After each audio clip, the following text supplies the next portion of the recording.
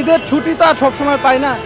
আমরা ধরেন এক ঈদে ছুটি পাই, আরেক ঈদে পাই না। এই এক ঈদে ছুটি পাইছি, এখন যদি ফ্যামিলির সাথে না কাটাই কাদের সাথে কাটাবো ইয়া থেকে, কারণ ওই বাধ্য হয়ে আপনার ভাড়া বেশি দিয়ে হলো। এখন যদি 1000 টাকা বলতো তাও দিয়ে চাইতে, এটা কিচ্ছু করার নেই, যাইতে হবে, আর কোনো কিছু করার নেই। ঢাকা থেকে অভিজ্ঞতা, যাত্রীর অবস্থা ভালো না, যাত্রী নাই গাড়িতে, যাত্রী নাই।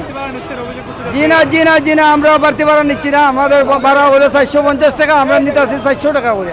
ভাড়া অনেক বেশি যাচ্ছে, বাট 800, 1000, কেউ 600, ঠিক আছে। এক একজন এক এক রকমের চাচ্ছে, ঠিক আছে। বাট অন্য সময় থাকে ধরেন 400-500 নর্মালি ভাড়া।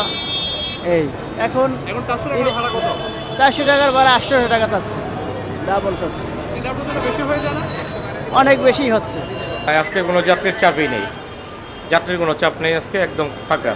ওই পারতে পুরো খালি গাড়ি আসে, যার কারণে 200 টাকা ভাড়ায় নেওয়া হইতেছে।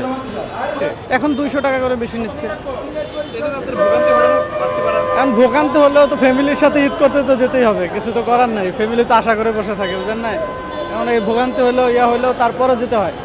আরও ধরেন কোরবানির ঈদ বা যে কোনো ঈদের সময় এমনিতেও সবার একটু টাকা পয়সা বলেন, যাই বলেন না কেন, এগুলো নিয়ে সবাই একটু ইয়াতে থাকে, আত্মীয় স্বজন সবাইকে নিয়ে। বা কোরবানির সময় বিশেষ করে যখন কোরবানি দেয়, তখন অনেকটাই বলা যায় যে মানুষের কাছে টাকা পয়সা সব দিক থেকেই খুব কম থাকে। আরও মাসের হচ্ছে আপনার দেখেন 17 তারিখে ঈদ করছে, এখন আরও পুরোই খালি লোকজন। তো এই সময় তো 200 টাকা মানে অনেক। এইখানেই না শুধু, আপনি দেখবেন এইখান থেকে গিয়ে যখন নামবো, ওইসব জায়গায় যখন লোকাল গাড়িগুলো আছে, ওইগুলো তো ভাড়া বেড়ে গেছে।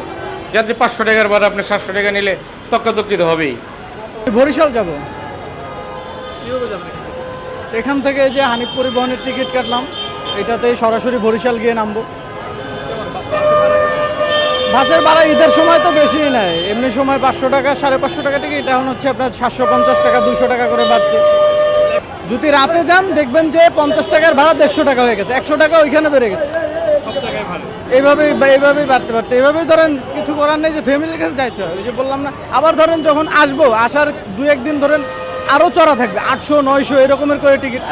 আসতে হবে ভাই, ডিউটি করতে হবে, অফিস করতে হবে, তখন 1000 টাকা 1200 টাকাও টিকিট চাইবে। যাত্রী তো মোটামুটি একেবারেই কমে গেছে দেখা যাচ্ছে।